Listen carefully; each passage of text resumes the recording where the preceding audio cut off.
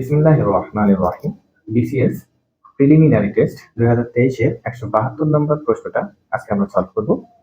এই প্রশ্নটা একটি ত্রিভুজ থেকে হয়েছে, যার কারণে আমরা বেশ কিছু ত্রিভুজ এখানে আগে এঁকে রেখেছি, যাতে আমাদের প্রশ্নটা সলভ করতে সুবিধা হয়। দেখেন, আমরা এখন প্রশ্নটা পড়ি। একটি ত্রিভুজের বাহুগুলোর অনুপাত 1:2√2:3 হলে বৃহত্তম কোণ কত হবে? দেখেন, এখানে বাহুগুলোর অনুপাত দেওয়া রয়েছে, কিন্তু চাচ্ছে হচ্ছে কোণের মান। তাহলে আমরা এই যে 6টা ত্রিভুজ আমরা এঁকে রেখেছি, যেমন এটা বাহুভেদে ত্রিভুজ, প্রত্যেকটা বাহু সমান, তো এটা হচ্ছে সমবাহু ত্রিভুজ, আর এটা দুইটা বাহু সমান, এই জন্য এটার মান হবে, এটার নাম হবে হচ্ছে সমদ্বিবাহু ত্রিভুজ। এটা হচ্ছে তিনটা বাহুই অসমান, তাহলে এটা হবে বিষমবাহু ত্রিভুজ। এইখানে 4 নম্বরে যে ত্রিভুজটা দেওয়া রয়েছে, এটা হচ্ছে প্রত্যেকটা কোণ হচ্ছে আমাদের সূক্ষ্মকোণ, তাই এটা সূক্ষ্মকোণী ত্রিভুজ। এবং এই যে একটা ত্রিভুজ রয়েছে, এটার একটি কোণ স্থূলকোণ, এবং এই কারণে এটার নাম হচ্ছে স্থূলকোণী ত্রিভুজ। ফাইনালি আমাদের 6 নম্বর যে চিত্রটা আছে, সমকোণী ত্রিভুজ। সমকোণী ত্রিভুজে একটি কোণ সমকোণ, আর এই সমকোণের বিপরীত যে বাহুটা, সেটাই হবে আমাদের অতিভুজ। এবং কোণ যার সাথে থাকবে সেই অতিভুজ এবং এই সূক্ষ্মকোণটা ভূমির সাথে তৈরি করে, তাই এই বিসি হবে আমাদের ভূমি, এবি হবে আমাদের লম্ব। এখন পিথাগোরাসের সূত্র অনুসারে আমরা জানি অতিভুজ স্কয়ার সমান লম্ব স্কয়ার প্লাস ভূমি স্কয়ার। এখন এই 5টা ত্রিভুজের ভিতরে কেন আমি এই শর্তে এই বাহুগুলোর মান বসাবো? কারণ দেখেন, এইখানে আমরা বসাতে পারবো না, কারণ প্রত্যেকটা মান যেহেতু সমান, তাহলে অনুপাতগুলো 1:1:1:1 আসতো এই অনুসারে।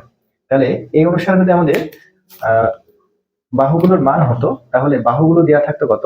1:1:1।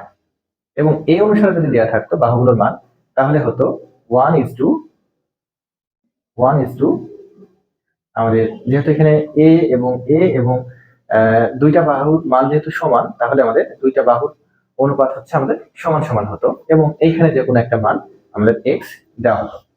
এবং এইখানে আমাদের দেখেন, এইটা তিনটা বাহু যেহেতু 3 প্রকারের, তাহলে এটা এ, এটা বি, আর এটা সি বাহুর অনুপাত হতে পারে। তার মানে এই ত্রিভুজটা আমাদের কি হতে পারে। কিন্তু দেখেন, এইখানে আমাদের একটা যে সংখ্যা দেওয়া রয়েছে, বি এর যে বি সোজা যে সোজা আমরা দিয়েছি, এই যে এটা কিন্তু আমাদের অমূলদ সংখ্যা রয়েছে।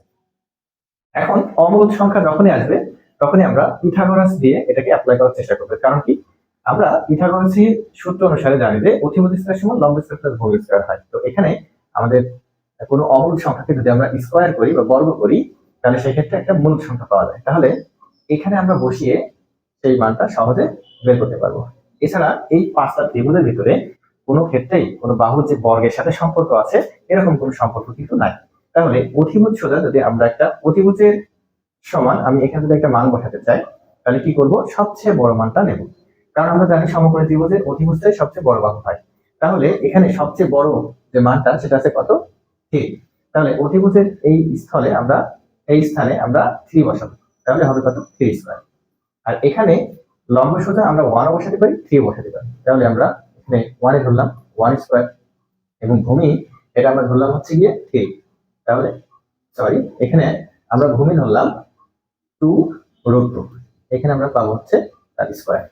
দেখেন, 3 কে স্কয়ার করলে কিন্তু আমরা 9 পাই, আর এখানে 1 কে স্কয়ার করলে পাই আমরা 1, এবং 2√2 কে স্কয়ার করলে পারে 2 কে যদি আমরা স্কয়ার করি তাহলে পাবো আমরা 4, এবং √2 কে যদি আমরা স্কয়ার করি তাহলে পাবো আমরা হচ্ছে 2। তাহলে এখানে পাবো আমরা 1, আর এখানে 4 দোকানে 8, 8 আর এখানে কত হবে? 9।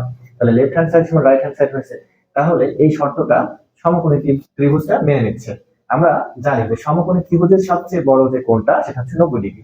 সুতরাং অ্যান্সার হবে 90 ডিগ্রি। অ্যান্সার হবে 90 ডিগ্রি।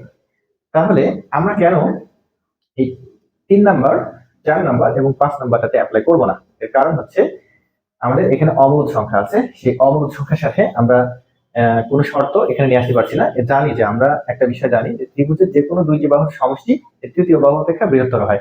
এই শর্তে কিন্তু আমরা অ্যান্সারটা বের করতে পারবো না। এর কারণ হচ্ছে এখানে কি আছে? আমাদের অমূলদ সংখ্যা। তাই আপনাদের যখনই কোনো অমূলদ সংখ্যা আসবে, এরকম অমূলদ সংখ্যার অনুপাত দেওয়া থাকবে, তখনই সর্বপ্রথম যেটা করবেন, সমকোণী ত্রিভুজ দিয়ে পিথাগোরাসের যে সূত্রটা রয়েছে, অতিভুজ স্কয়ার সমান লম্ব স্কয়ার প্লাস ভূমি স্কয়ার, এইটাতে অ্যাপ্লাই করে দেখবেন যে লেফট হ্যান্ড সাইড এবং রাইট হ্যান্ড সাইড সবসময় এক হচ্ছে। সেই ক্ষেত্রে আমাদের অ্যান্সারটা কিন্তু সবচেয়ে ছোট যে অনুপাত, সবচেয়ে বড় যে অনুপাতটা আছে, সেটা হচ্ছে আমাদের 90 ডিগ্রি হবে। ওকে, আজকে এই পর্যন্তই। আল্লাহ হাফেজ।